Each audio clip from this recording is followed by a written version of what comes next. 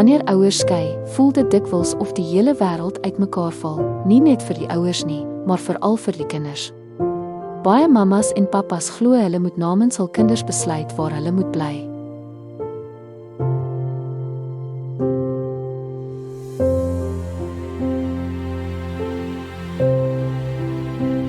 Maar hier is die waarheid, jou kind se stem maak saak en die wet sê so ons grondwet en die kinderwet 38 van 2005 bepaal dat 'n kind die reg het om gehoor te word oor enige saak wat hul raak.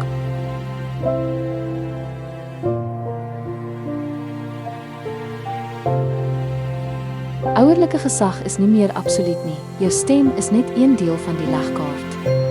As jy jou kind se reg op 'n stem ignoreer, kan dit selfs lei tot 'n hofbevel wat teen jou wens indrys.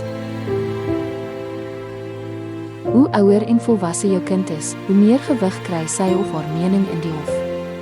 Daarom word maatskaplike werkers en sielkundiges dikwels betrek om jou kind se gevoelens professioneel vas te lê.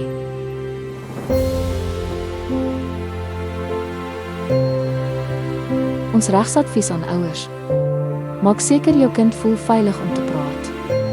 Werk saam met kundiges, oorweeg bemiddeling en respekteer jou kind se reg om gehoor te word.